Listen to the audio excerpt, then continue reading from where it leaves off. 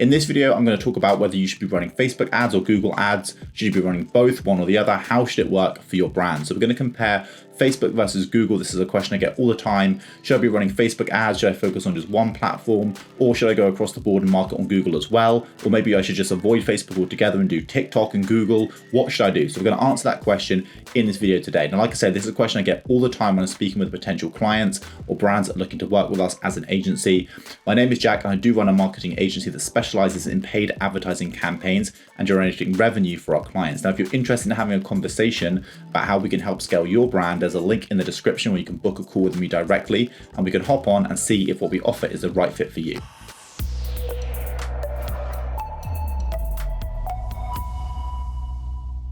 So first of all, Facebook versus Google ads. What are the differences? Well, let's break it right down to the basics. So Facebook advertising, you're going to be marketing on Facebook as a platform and also Instagram by extension of that if you want to use that placement. There's other placements you can get a little bit more granular if you want to. So you can look at Instagram stories, you can look at Facebook news feed, you can look at Instagram feed, you can look at messenger campaigns. There's a lot that you can choose when you're choosing placements on Facebook.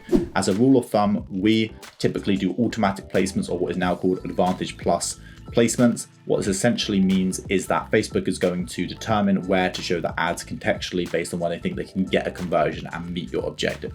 So on the other hand, we have Google. Now, the placements that Google offer is Google search. So you can run a PPC campaign where you're actually going to show up directly when someone searches a product. So if you run a dog walking business and someone types in dog walking, your business is going to show up. Or if you are a fashion brand, you're selling jewelry, when someone types in luxury men's jewelry, your brand is going to show up. Okay, so there's search, that's the first placement.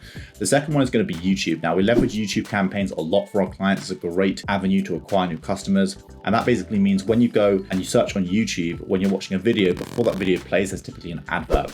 And there's other placements within YouTube that you can run advertising campaigns as well. But essentially, let's just take it on a more broad picture. YouTube is going to be another placement that you can cover with the Google Advertising Campaign Manager. The other placement that Google offers is the display network.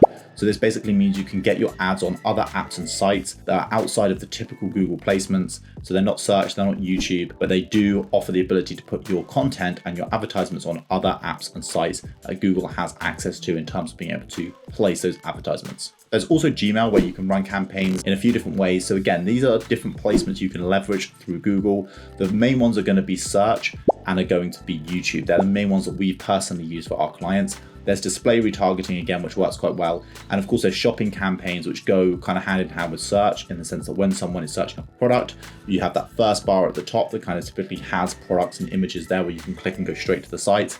So shopping campaigns is kind of an extension of the search placement in the way that I'm talking about this, in the way I'm describing it. So just keep that in mind. There's an extensive list of every single placement available on Facebook and available on Google if you just search that up. So if you want to see exactly where your ads are possibly able to show through both of these networks, then you can just search that up for an extensive list. So should you use Facebook or should you use Google when advertising your business? The truth is you should be leveraging both. So there are a few differences, which I'm going to talk about in a second. But the key thing here is there isn't one platform that's better than the other. We get this all the time. Customers come to us and they say, look, my business hasn't worked when I've been running Facebook ads. Maybe it's TikTok I need to run. The truth is, if your business doesn't work with advertising at the moment, there's probably bigger issues that you need to solve. Your offer, your product, your value proposition, your customer service, all of these different elements that are going to tie into delivering a positive user experience and ultimately acquiring customers is what you need to be focusing on.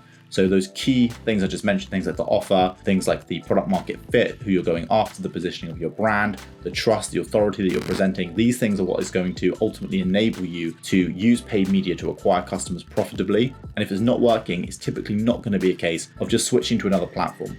Now, of course, there are platforms that lend themselves better to certain types of marketing. And again, I'm going to get into that, talking about Facebook and Google in just one second. A great example of this is even outside of those two is LinkedIn.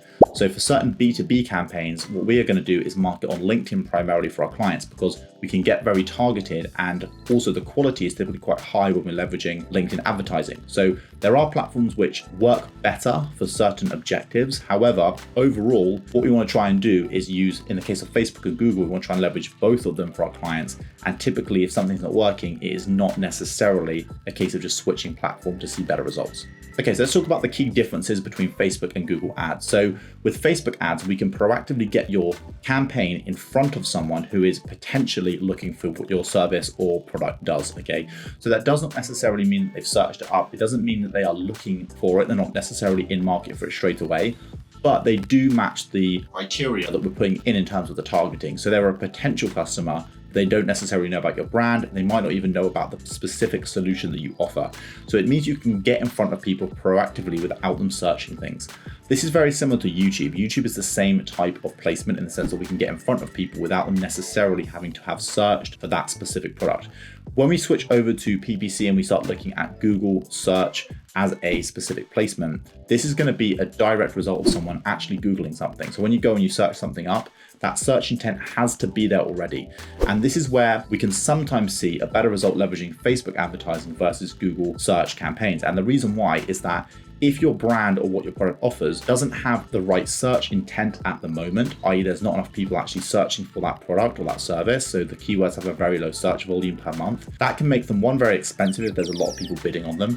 And secondly, it can just mean there's not enough volume to actually acquire enough customers for your business. And at that point, it might make more sense to reduce your spend targets on search and instead increase them on a platform like either YouTube or Facebook, where we can get in front of people a little bit easier and create that intent in the first place. So a bit more broadly, I would say Facebook is a bit more of an intent creation platform, and Google, we're going to be able to leverage existing intent, especially with those search campaigns. Now, like I say, YouTube's a little bit different because we're not just leveraging search specifically, we are also able to put campaigns more proactively in front of our target audience. But that's just at a broad scale and kind of zooming out and looking at the two, how I would present it to someone. So how can you take the information I put in this video and actually decide where you should be investing your money? So if your budget is very low, so if you've just got a few £1,000s, you're starting out, you're marketing online, but you don't have a substantial advertising budget, it's really just very, very small and testing with a few thousand per month, what I would recommend is you stick to one specific platform. So right now, if you're running Facebook ads and they're kind of working, but they're not really, and you're sort of doing a little bit of Google, but not really, I would stick with one. So I'd probably leverage Facebook in that example because you're probably spending a bit more there and it's starting to work, but it's not quite where you want. I would put all of your budget into that platform initially, and then I would make it work. So I would look at creative testing, I would look at the audiences, the account structure, making sure we've got everything set up correctly, making sure tracking is in place, and then focusing on the testing processes in terms of both your core products, your offers, and as I mentioned earlier, the creative testing process. So I would stick with that and make it work. Then once we got something that's a little bit more stable, you can actually take those results and you can then say, right, okay, let's add another placement to the mix. Let's add Google in to perhaps help support this and supplement it so we're not just spending all our money on one platform. If you're at the other end, if you're spending hundreds of thousands per month on just Google or just Facebook, immediately I would recommend diversifying a percentage of that spend. So take a small percentage because it's a bit of an unknown if you've not been running ads on both platforms.